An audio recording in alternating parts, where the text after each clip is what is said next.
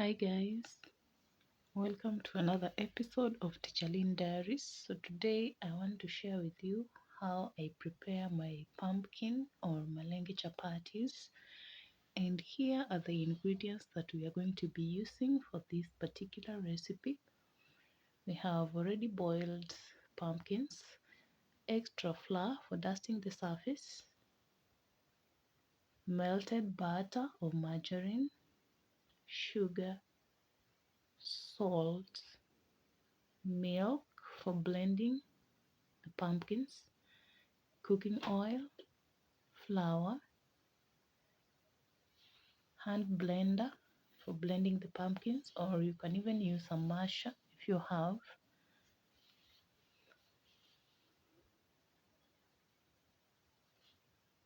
We will need a whisk for mixing up the dry ingredients, a brush for spreading the oil over the chapatis.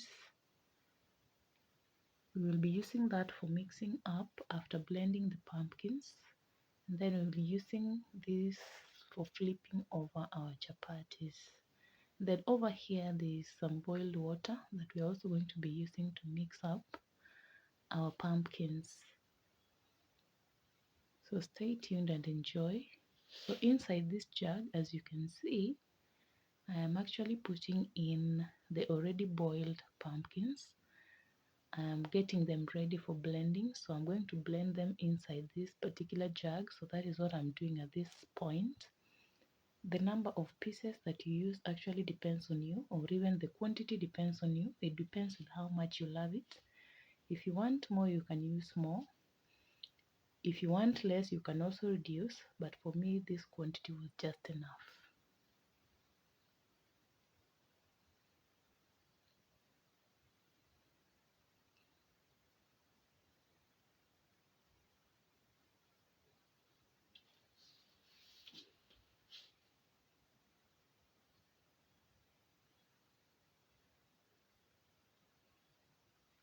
At this point, I'm going ahead to add my milk inside this jug.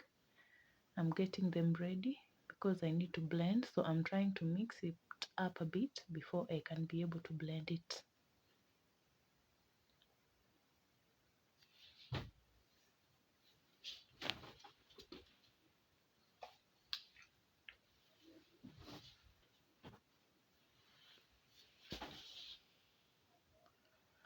I'm going in with my hand blender.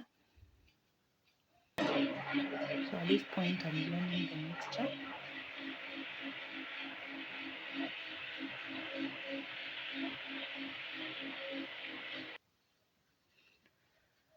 It's already blended, as you can see. It's looking fine and really smooth.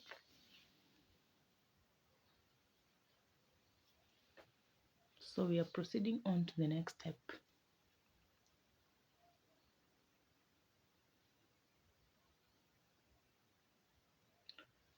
So in this particular basin, it's big enough, so I'm going to pour in my blended pumpkins or blended malenge, as you can see.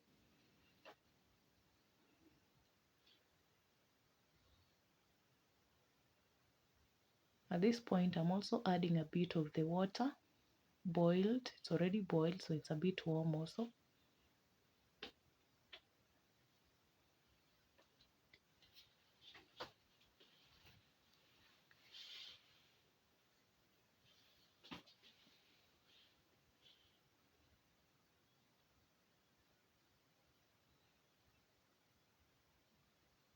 I'm going in with my margarine, just a bit. I'm going to add it bit by bit.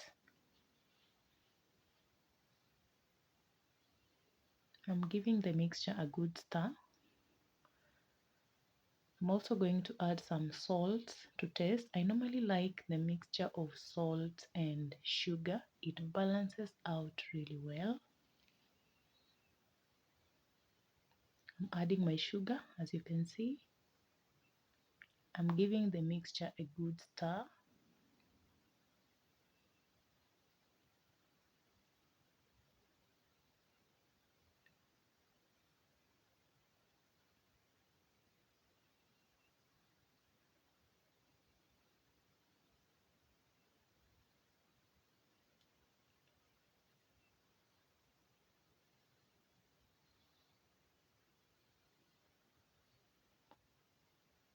So I'm also adding my flour bit by bit.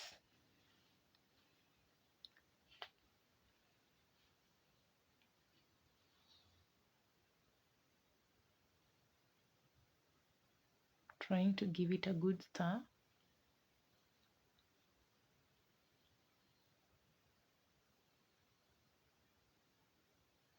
I'll add in the remaining margarine.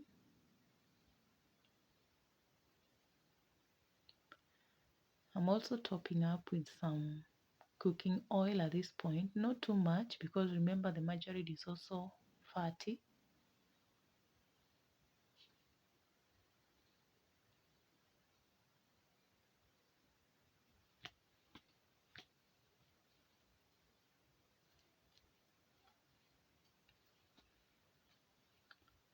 At this point, I'm beginning to knead the dough. So depending on the consistency that I want, I'll keep on adding the flour bit by bit until I achieve the desired consistency.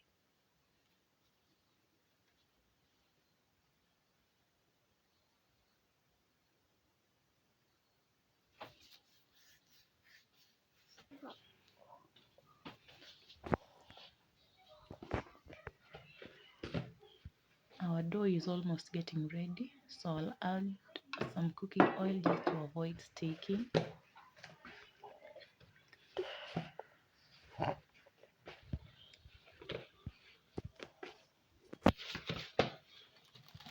I'm continuing to knead the dough. As you can see, the consistency is not bad.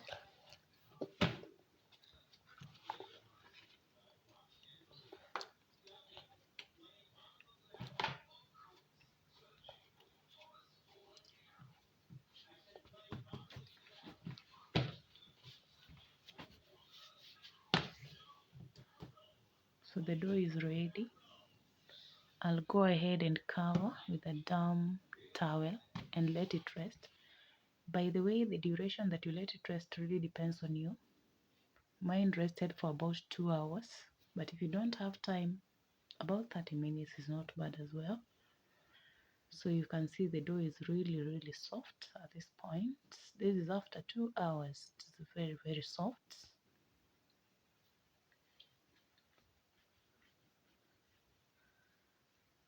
The dough is not sticky on my hands, neither is it sticking on the surface, as you can see. So I'm just getting my dough ready because I need to divide it into portions.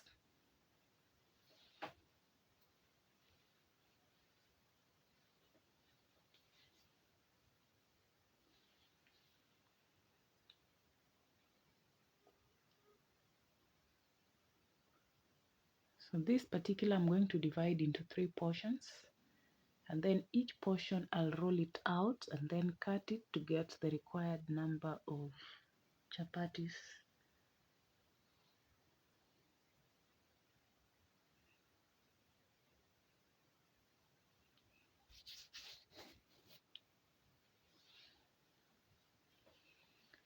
By the way, I prefer doing it this way, but some prefer dividing into small portions and rolling each dough one by one. So it really depends on you. This is your recipe, so you can still also use your style.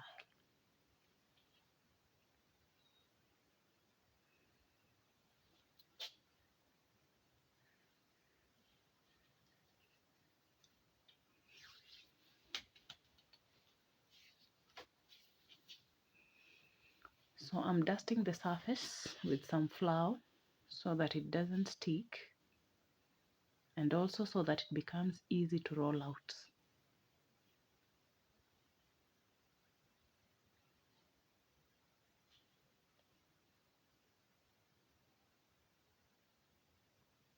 I'm rolling out my dough.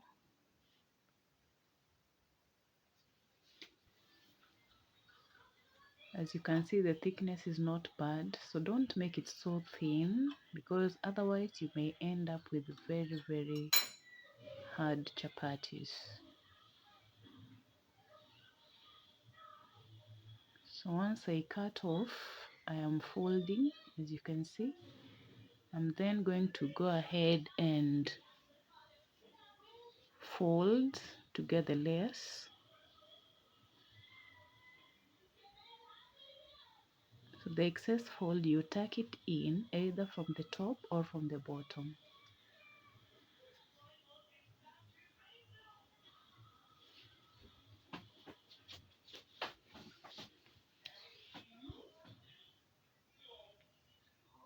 So you will keep on repeating this step until you get all the chapatis rolled.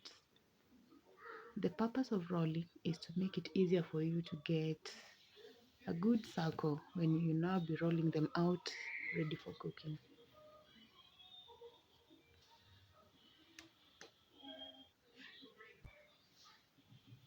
So I've rolled all my chapatis as you can see.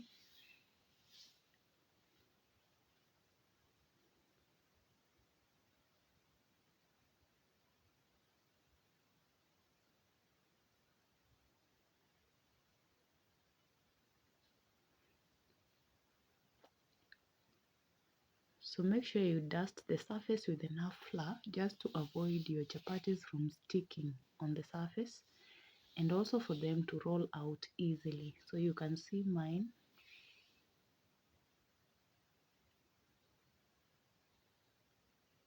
By the way, if your surface is well dusted, you'll really get a round or very round or circular chapatis.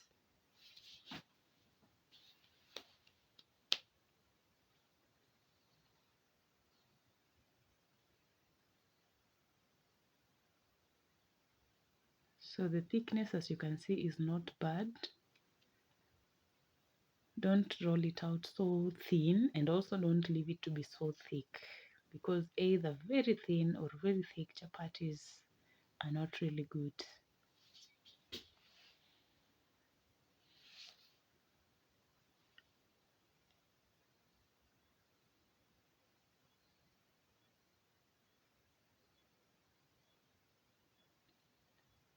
I normally prefer heating my chapatis on the pan first before I can start adding some cooking oil. It works better for me, especially when I am cooking alone.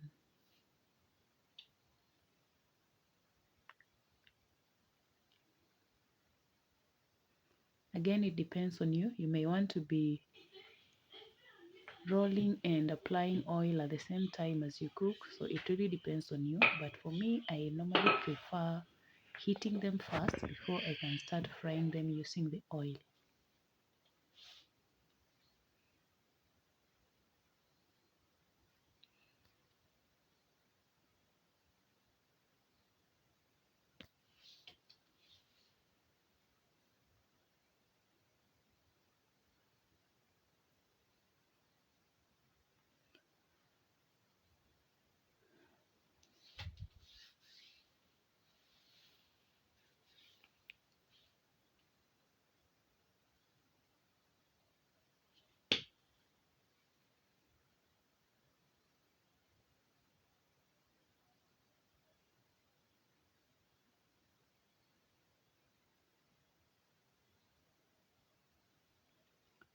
So at this point, as you can see, all my chapatis have been pan heated. So I'm now beginning to put the oil.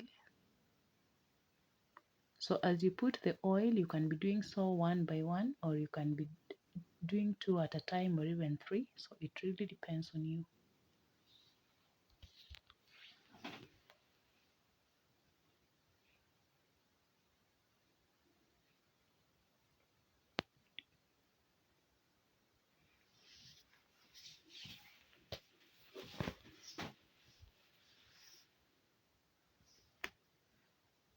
So you're supposed to cook each side until it's golden brown.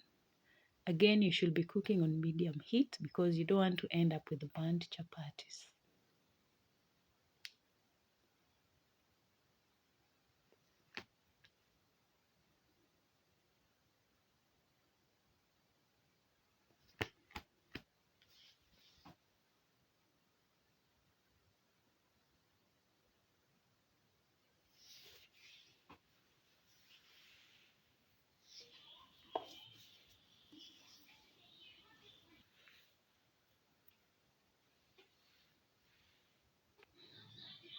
So I'm just trying to flip and check.